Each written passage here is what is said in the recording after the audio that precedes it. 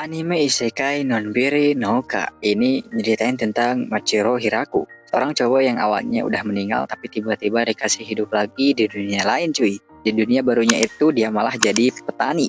Uniknya dia nggak sendirian, banyak makhluk dari ras yang beda-beda yang nantinya jadi temannya. Kehidupannya sebagai petani itu benar-benar damai dan lancar. Sampai-sampai dia sendiri nggak nyangka bisa hidup senyantai itu. Soalnya dulu pas masih di dunia lamanya, hidupnya suram banget. Udah dihianatin orang, ditambah lagi kena penyakit kronis yang gak sembuh-sembuh cuy. Makanya pas dapat kesempatan hidup kedua, dia pengen hidup tenang jadi petani. Walaupun gak punya pengalaman soal pertanian, dia dikasih alat sakti sama dewa. Alat itu ngebantu banget buat bertahan hidup di tengah hutan. Awalnya dia bikin sumur sendiri buat dapetin air bersih, terus bikin tempat tinggal dari pohon yang ditebang, dan besoknya dia sempat diserang hewan buas. Karena panik, langsung dia hajar hewannya sampai mati. Bentuknya emang sangar dan punya taring, tapi anehnya mirip kelinci cuy. Akhirnya hewan itu dimasak dan dimakan. Setelah makan dan buang air, dia lanjut kerjaan bikin ladang. Harapannya sih bisa panen gede. Tapi baru sadar cuy, dia gak punya benih buat ditanam. Tapi paginya, dia kaget karena ladangnya udah tumbuh tanaman sendiri. Ternyata alat pemberian dewa itu bisa bikin tanaman tumbuh meskipun nggak ditanamin benih dulu. Biar ladangnya aman dari hewan liar, dia bikin pagar dan parit. Beberapa hari kemudian dia nemu serigala liar. Bukannya ngusir, malah dikasih izin tinggal di situ buat bantuin jaga ladang cuy. Di sisi lain, dewa yang ngirim dia ke dunia ini mulai ngerasa was-was. Soalnya dia nyadar kalau udah narok Hiraku di hutan kematian. Tapi untungnya Hiraku baik-baik aja. Dia pintar manfaatin alatnya jadinya aman cuy. Walaupun stok makanan aman, dia tetap kehilangan selera makan karena gak ada bumbu. Akhirnya dia mutusin buat nanam buah-buahan biar menu makanannya makin beragam, makin bervariasi. Waktu makin berlalu, udara makin dingin karena mau masuk musim salju. Hiraku pun nyiapin segala hal dari makanan sampai kayu bakar. Untungnya di dekat rumahnya ada laba-laba raksasa. Jadi jaringnya bisa dimanfaatin buat bikin rumah hangat cuy. Jadi musim dingin bisa dilewatin dengan nyaman. Meskipun ya dia ngerasa sepi karena nggak ada temen. Nah suatu hari dia ketemu cewek vampir di tengah hutan. Namanya Lelouch. Dia vampir yang suka ngisep darah manusia.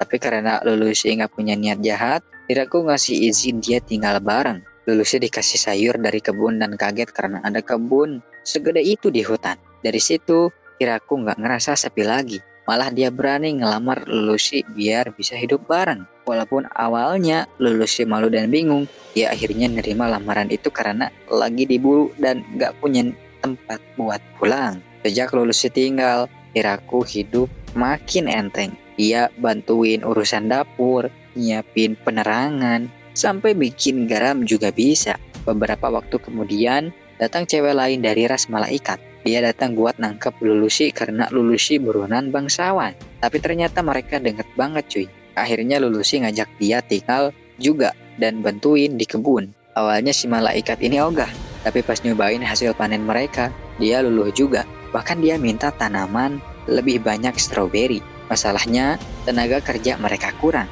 Jadi dia pamit bentar buat nyari bantuan. Beberapa hari kemudian, balik-balik dia bawa sekelompok cewek elf cuy. Mereka semua saudaraan dan punya nama mirip-mirip. Elf-elf ini langsung mau bantuin dan mutusin buat tinggal juga karena latar belakang mereka yang kelam, yaitu negara mereka kalah perang dan selama ini hidupnya ngungsi terus. Berkat keahlian para elf, Hiraku bisa ngebangun saluran air buat nyambungin sungai ke ladangnya. Dia pakai tanah liat dan dibantu alat dewa.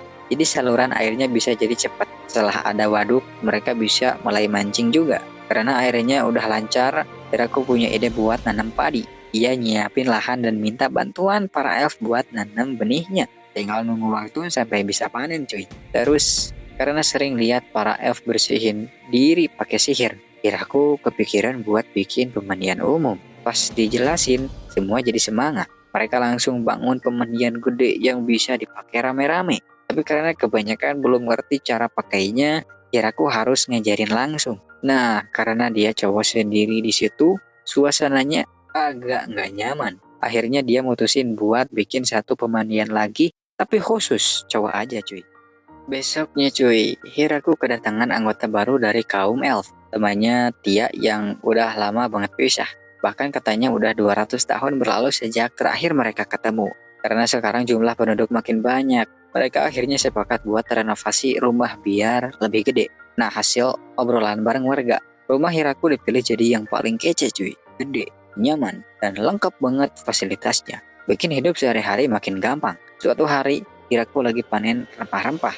Dia punya ide buat masak kari. Semua bahan udah siap. Terus dia minta Lulusi sama Tia buat bantuin keringin pakai sihir. Tapi pas lihat rempah-rempah itu, malah dijadiin bahan riset sama mereka. Soalnya aromanya bisa ngusir hewan buas cuy. Nah, soal masakannya cuma Tia yang bantuin. Pas karinya udah jadi, semua langsung ngumpul dan makan bareng. Musim dingin makin dekat, jadi mereka sibuk nyiapin segala hal. Kayu bakar numpuk, makanan diawetin, bahkan ada yang diawetin pakai sihir juga. Setiap lihat yang lain bisa pakai sihir, Hiraku jadi makin pengen belajar. Tapi gimana pun dia coba, tetap aja nggak bisa cuy. Karena kegiatan lebih banyak di dalam rumah.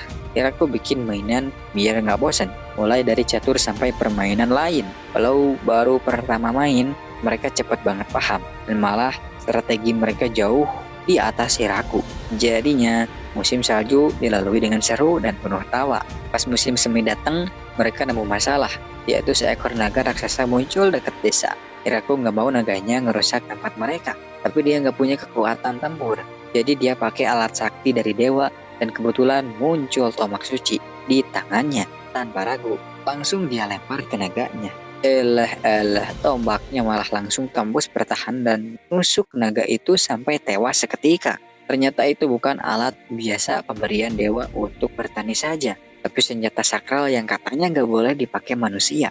Kabar soal kematian naga ini nyebar cepat, sampai ke telinga kaum iblis. Mereka jadi takut sama kelompok Hiraku dan nggak berani cari masalah. Sementara itu, Hiraku dan warga malah sibuk ngolah anggur buat dijadiin minuman keras. Beberapa hari kemudian, saudara Lelouch datang. Pas tahu kegiatan di sana, dia balik buat cari bala bantuan. Sebulan kemudian, dia balik lagi bawa sekelompok pelayan buat bantu kerjaan di rumah. Selain ngerjain rumah, para pelayan itu juga diajarin Hiraku buat masak makanan enak. Karena makin rame, para ras lain juga mulai ngajak teman-temannya. Mereka bahkan bawa pengawal pakai zirah lengkap buat jaga keamanan cuy. Biar gak kejadian kayak waktu naga datang. Elf juga nambah anggota. Tapi karena cowok elf susah banget ditemuin, yang datang ya cewek semua. Karena desanya makin rame, Hiraku adain pertemuan sama perwakilan tiap ras. Dan akhirnya tempat itu dinamain Desa Pohon Raksasa. Dari musim salju sampai musim panas, penduduk terus nambah. Dan Hiraku dipilih jadi kepala desa. Sampai suatu hari, utusan dari kerajaan iblis datang. Hiraku sebetulnya udah tahu kalau wilayahnya masih masuk area mereka. Jadi dia bilang bakal bayar pajak tiap tahun. Untungnya pihak iblis setuju. Apalagi mereka udah ngeri sama kekuatan tombaknya Hiraku cuy. Selain itu, selain dari kerajaan iblis, ada juga penguasa dari gunung selatan yang datang. Namanya Drean. Dia ini beda sendiri karena keturunan naga bijak. Setelah diajak jalan-jalan dan disuguhi makanan enak, dia langsung jatuh cinta sama suasana desa. Bahkan jadi langganan minum wine di sana. Beberapa hari kemudian, datang pedagang dari desa Howling yang ngajak kerjasama. Tapi karena mereka gak bawa oleh-oleh, penduduk sempat gak ngasih sambutan hangat. Tapi Hiraku minta warga tetap ramah. Sebagai gantinya, dia nyuruh kepala pelayan buat kasih mereka minuman, biar obrolan lebih santai. Akhirnya mereka ngajuin barter produk logam dan kaca buat ditukar sama bahan pangan. Karena desa pohon raksasa belum punya mata uang, barter jadi solusi terbaik. Tapi karena tempatnya jauh, barang dikirim naik naga. Walaupun sempat bikin warga panik, proses dagangnya lancar cuy. Uniknya hampir semua warga desa punya kekuatan elemen, kecuali Hiraku. Dia satu-satunya yang gak bisa sihir. Tapi daripada ngeratapi nasib, dia pilih fokus sama hal yang dia bisa. Pas lagi asik metik buah, tiba-tiba ada gempa kecil.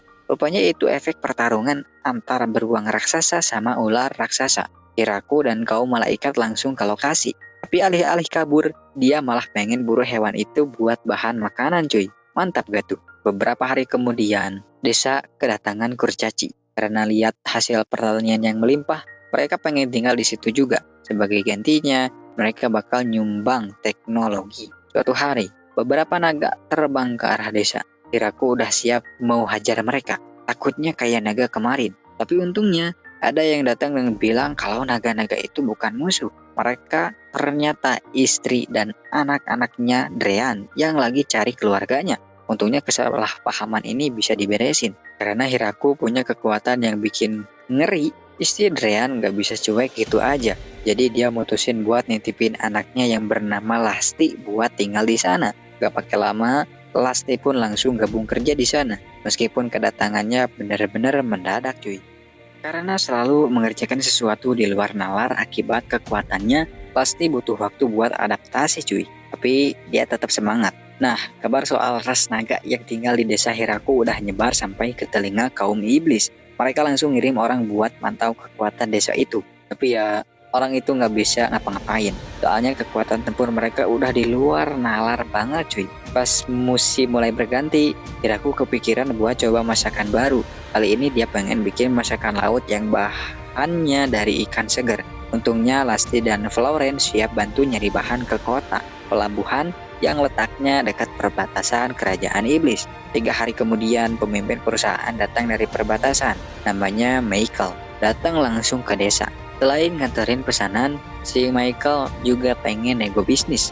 Tapi karena Hiraku nggak jago urusan begituan, dia serahin aja ke orang-orang yang lebih paham. Michael sendiri walaupun punya kesempatan buat nipu demi untung gede, dia malah ogah cuy. Dia tahu kalau nyawanya bisa melayang kalau macam-macam. Soalnya desa itu penuh dengan orang-orang overpower. Besoknya datang lagi ras naga lain, tapi beda sama Lasti. Yang ini malah bikin onar cuy. Dia bakar hutan buat nantangin Hiraku. Tapi Hiraku nggak tinggal diam. Dia langsung lempar tombak suci pemberian dewa. Dan naga itu langsung nyerah.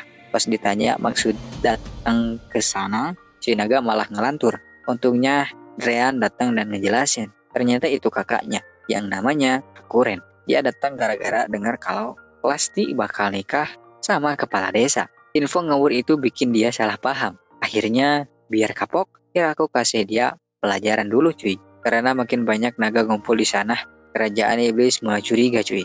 Mereka takut desa itu lagi nyiapin serangan. Akhirnya putri raja iblis namanya Yuri ngumpulin pasukan buat ngecek. Tapi begitu mereka nyampe, langsung nyerah tanpa perlawanan. Beda level cuy. Mereka nyadar kenapa raja iblis mending diem aja selama ini. Sebagai bentuk minta maaf, Yuri dan pengikutnya bantu-bantu kerjaan di desa. Tapi karena udah biasa hidup mewah, anak buah Yuri ogah disuruh kerja. Mereka sempat mau kabur, tapi desa itu punya sistem keamanan gila, jadi ketangkap terus. Akhirnya mereka nyerah juga dan kerja di bawah pengawasan Florence. Setelah ngerasain enaknya hidup di sana, mereka malah betah dan milih tinggal lebih lama. Sementara Yuri balik ke istana karena ada urusan penting. Nah setelah itu, desa mulai panen besar-besaran buat nyambut musim dingin. Dan hasil panennya kali ini luar biasa. Jauh lebih banyak dari sebelumnya. Karena saking banyaknya, Hiraku bahkan bisa bagi-bagi ke lebih banyak orang. Gak lama kemudian, Hakuren datengin kelompok elf dari pegunungan. Mereka butuh tempat tinggal karena lagi kena krisis pangan. Hiraku tentu bantu. Tapi karena datangnya dadakan, dia mikirin dulu soal tempat tidur mereka sambil nyiapin pembangunan rumah. Di waktu yang hampir bersamaan, Hiraku dapat info soal dungeon. Dia minta izin buat kirim tim penyelidikan. Setelah selesai, mereka rencana kirim tim pemburu. Soalnya ada sesuatu yang berharga tersembunyi di dalam sana. Sementara itu, Lulusi mulai ngerasa aneh sama tubuhnya. Tapi bukan karena sakit. Ternyata dia lagi hamil cuy. Kabar ini bikin semua orang seneng banget. Hiraku jadi makin perhatian dan mulai bangun lebih pagi. Biar para pelayan bisa kerja lebih tenang pas nyiapin sarapan. Kaum malaikat emang suka kelihatan malas dan gampang capek. Apalagi kalau udah di dalam rumah. Tapi ya dimaafin karena mereka rajin jaga keamanan. Ras lain juga nggak mau kalah. Mereka sering latihan bareng supaya siap kalau ada serangan tiba-tiba. Beberapa hari kemudian ada tamu misterius datang ke desa. Ternyata dia leluhur vampir. Kakeknya Lulusi cuy. Namanya Felgrave. Umurnya udah 4000 tahun lebih. Tapi tampilannya masih kayak anak muda. Awalnya dia cuma pengen lihat keadaan cucunya dan pergi tanpa ganggu siapa-siapa. Tapi pas lihat patung dewa di desa, dia jadi kepikiran pengen bawa pulang. Sayangnya patung itu punya desa, jadi nggak bisa dikasih. Tapi Hiraku nawarin alternatif lain, yaitu bikin patung baru buat dia. Hasilnya, Falgrave puas banget. Patungnya dibawa ke pusat keagamaan buat dipajang. Meskipun kelihatan santai, Palgrave ini ternyata punya pengaruh besar banget. Jadi semua jaringan kekuasaannya sekarang bakal diam-diam dukung Hiraku cuy. Setelah semua kejadian itu, kehidupan di desa kembali tenang. Hiraku makin terbiasa jadi petani dan kepala desa. Walau tugasnya banyak, dia tetap nyempetin waktu buat seneng bareng-bareng sama Lulusi. Apalagi sekarang Lulusi hamil besar. Dia udah nggak bisa minum alkohol. Jadi demi menghargai dia, semua warga setuju untuk stop minum dulu dan simpan stoknya. Akhirnya Lulusi melahirkan anak cowok. Hiraku pun resmi jadi ayah cuy.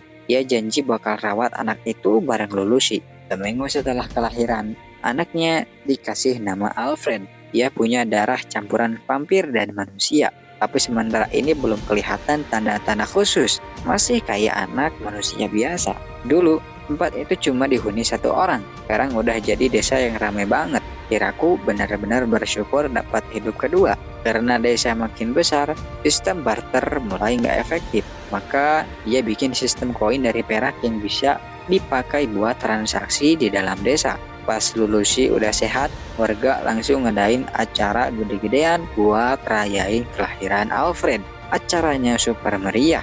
Semua warga bahagia dan ikut ngerayain bareng cuy.